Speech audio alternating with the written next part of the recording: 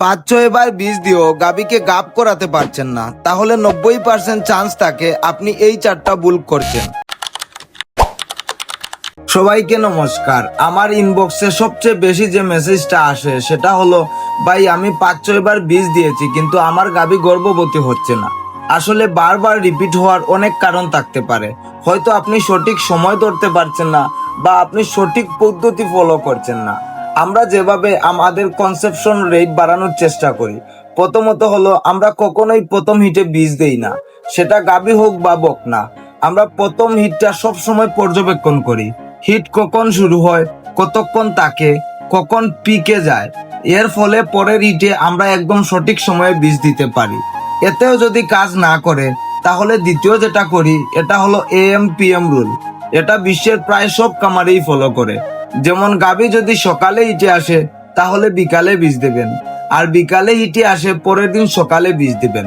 তারপরও যদি গাভী গর্ভবতী না হয় তাহলে তৃতীয় যেটা করবেন সেটা হলো 2 বার বীজ দিবেন। মানে সকালে হিটে আসলে বিকালে বীজ দিবেন, তারপরের দিন সকালে আরেকটা বীজ দিবেন। আমাদের এই বকনাটার ক্ষেত্রেও আমরা এই পদ্ধতি অনুসরণ করেছিলাম। এই বকনাটা 3 বার রিপিট করেছিল, আর এখন 5 মাসের গর্ভবতী।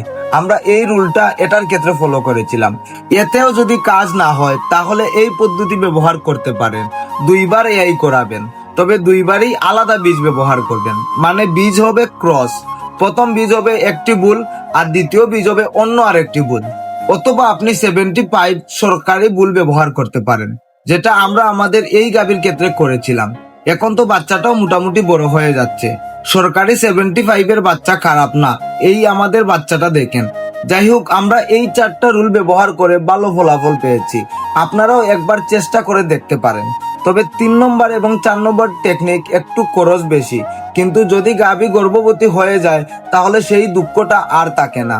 যাই হোক, আমি আশা করছি এই ভিডিওটি আপনার উপকারে আসবে। তাহলে সবাই ভালো থাকেন, সুস্থ থাকেন। দেখা হবে পরের কোনো একটি নতুন ভিডিওতে। হর হর মহাদেব।